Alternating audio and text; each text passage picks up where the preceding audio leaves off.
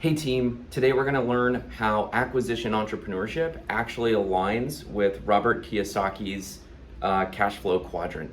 My name is Walker Dybel. I spent the second half of my career acquiring $16.5 million in revenue across 10 companies, and I am the best-selling author of Buy Then Build and the creator of the Acquisition Lab. So a recent member of our community was talking about how he applied for the Acquisition Lab because he had recently read Robert Kiyosaki's Cash Flow Quadrant, which is the sequel to the national bestseller Rich Dad Poor Dad, which is the best-selling personal finance book of all time.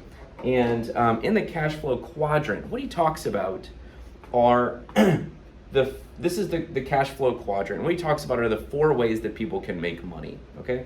And the first is being an employee, okay? And this means that you are forever working for somebody else. And S is self-employed, meaning you're probably a service professional, a doctor, a lawyer, a business broker, someone who sort of works for themselves. They are the system, and they're out there sort of, they have their own business, but they're the ones executing daily on the delivery, attraction, conversion of customers. Then you've got building businesses, okay? Building businesses, this is what he calls the right side of the quadrant, is something that is an asset that then generates revenue for the individual rather than the left side of the quadrant where you're working for money, okay? And then of course you've got, well, he's an investor, so we can all apply this as sort of like the ultimate quadrant, right?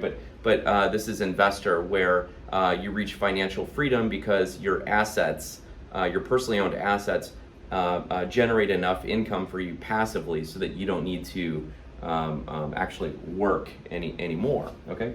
Now, this is what he then goes into 3 different ways that personal income statements and balance sheets look like, okay? And we'll say that, this is the first, the second, and the third, okay? So the first is you've got income and expenses. So this is the income statement, your personal income statement. Okay, and then you've got your assets and liabilities, so your personal balance sheet, okay? So what he's talking about is people go to work and they make income, and the poorest people will actually then, the cash will come in, okay, then it'll go through their personal expenses and then out. That's it. They never really generate any assets, and if they're really poor, they really don't generate any massive liabilities, okay, other than potentially a small mortgage. And the middle class, okay, people come in and work for money, all right, and then what happens is they have to first pay off their liabilities, okay? So this is going to be a car, this is going to be your mortgage, this is going to be the other things that Robert talks about that sort of trap us in this sort of system here on the left side, okay? Then whatever's left, you come up and pay your expenses and out, okay? The big takeaway is you're never really building any big assets that you own, okay? The personal financial statements of the rich, he describes as a bunch of assets that then generate income, okay? So Rich Dad, Poor Dad, Cash Flow Quadrant, this is the goal, okay? Make assets that generate income. Now, when it comes to acquisition entrepreneurship, we're using debt to buy these companies, okay? By and large. And even if you can pay for it in cash, your ROI is still going to be tremendously better. So the thing is that I put this one in a black box over here because this is actually the business, all right? So when you buy this company, okay, this company becomes a black box on your personal balance sheet, okay? So we'll say that this big black box of the business becomes that, okay? Then, when you acquire the business with debt, that debt comes here on the liabilities of the business, okay? Then as your business generates income or revenue, okay, it pays off all the expenses, it pays off all the liabilities, it increases the net worth of the business over time with the equity buildup and the fact that you're growing it. And it also, this whole asset generates money to you personally, okay? So, having never applied Acquisition Entrepreneurship or the lessons in Buy Then Build to Rich Dad Poor Dad, I had a fun weekend thinking through this. So the point is that coming back up to the cash flow quadrant, okay, Robert always tells us you want to try to get out of the rat race and onto what he calls the fast track, okay?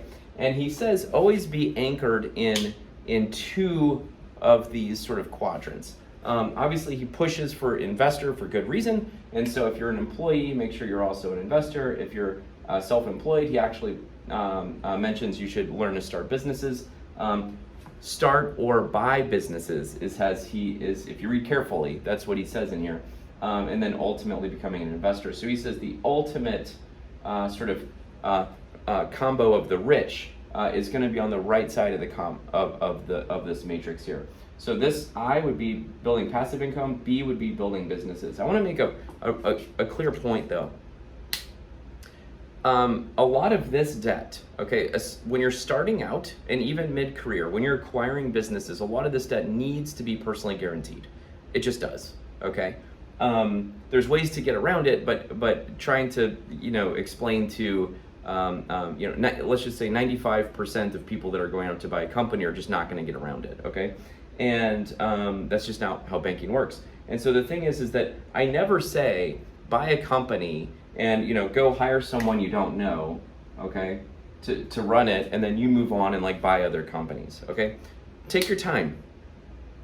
Build safety, okay? Work in the business for a while. However, as you work in the business for a while, make sure you're building systems to ultimately get yourself out of it, okay? And as you no longer work in it, you're also making your business transferable so that one day you can sell it. And the ability to be able to sell it is actually what ends up making it an asset, okay? Otherwise, it's just a cash flowing item, which is like a high risk investment, okay? So basically, this is the cash flow quadrant, and this is how acquisition entrepreneurship fits into it. Thank you.